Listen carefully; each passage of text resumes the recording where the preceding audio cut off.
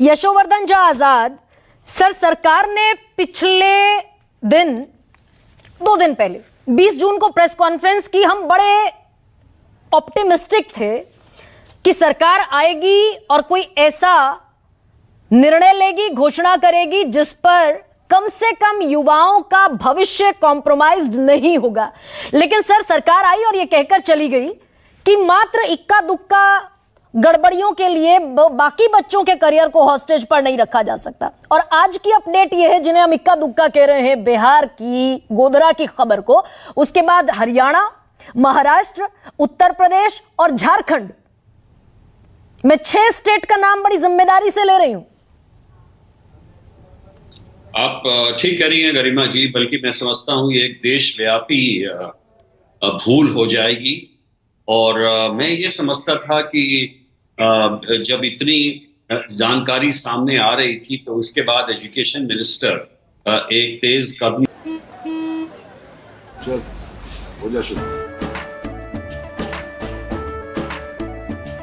केसरिया से मन जोगी हुआ रे, दिल झूमे देखो पतवारा हुआ रे, दिल झूमे देखो पतवारा हुआ रे। हर पल मनाओ केसरी त्योहार।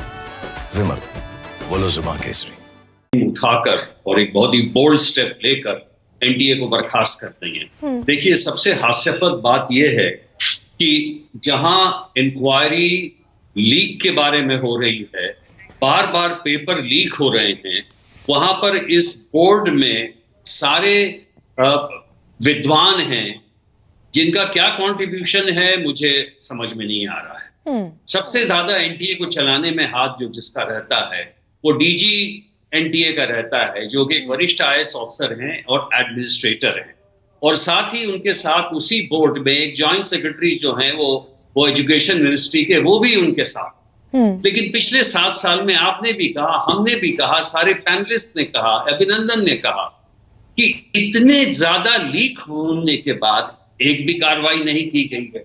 इसका अर्थ स्पष्ट है कि एजुकेशन मिनिस्ट्री जो है इनके खिलाफ एक्शन नहीं लेना चाहती है, नंबर 1। नंबर 2 में आज ये सवाल ये उठ रहा है गरिमा जी, क्या हमने जो ये सेंट्रलाइज सिस्टम बनाया है एनटीए का, क्या हमें वापस चले जाना चाहिए वो डिसेंट्रलाइज सिस्टम के खिलाफ? क्योंकि सारे बच्चे जो वहां के हैं, जो तमिलनाडु के हैं और जगहों को हैं, वो दिल्ली के बच्चों की तरह उतने सशक्त नहीं है और उतनी उनकी कैपेबिलिटी नहीं है। तीसरी बात मैं ये कहना चाहता हूं कि नेशनल टेस्टिंग एजेंसी ने जो आउटसोर्स किया है ये इशू, आपको मालूम होना चाहिए, मैं पैनलिस्ट को भी ये बताना चाहता हूं कि जो एग्जाम चाइना में होते हैं डॉक्टर्स के लिए, उसमें 1.5 करोड़ लोग बैठते हैं, 1 करोड़ 30 लाख के आसपास गाँव किसका एग्जाम। जी।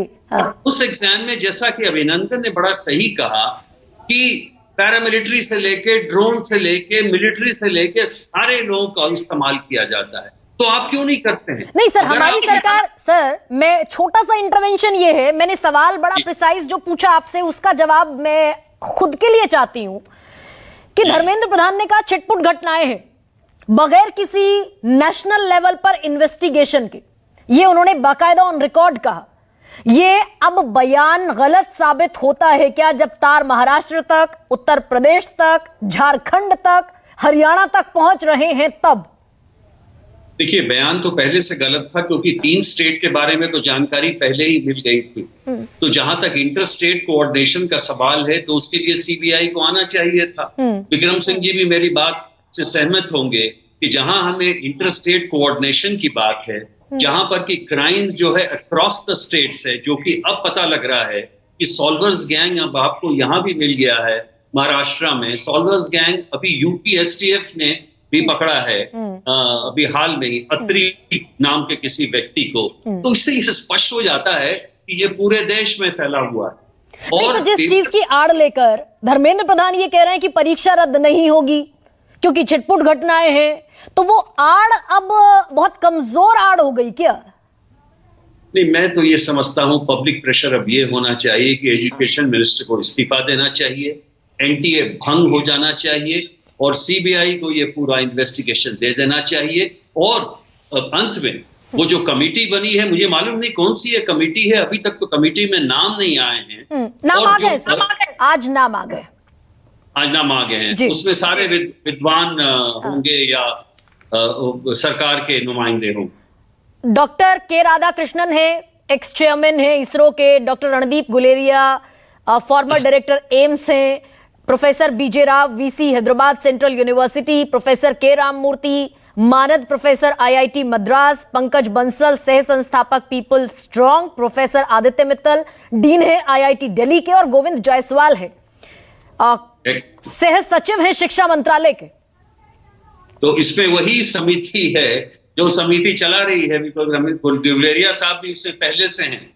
इसमें सिर्फ एक जांच समिति होनी चाहिए थी, विक्रम सिंह साहब ऐसे किसी डीजीपी को उस पर लगा देना चाहिए, जो कि पूरी जांच जो है उनको 1 महीने में करके देते, सारा किच्चा चिट्ठा 7 वर्षों का खोल भी सकते थे। मुझे दुख है और मैं ये कहना चाहता हूं आपको कि ये समिति जो है ये चलाने के लिए है या विवेचना के लिए है, इसका आभास नहीं है। अभिषेक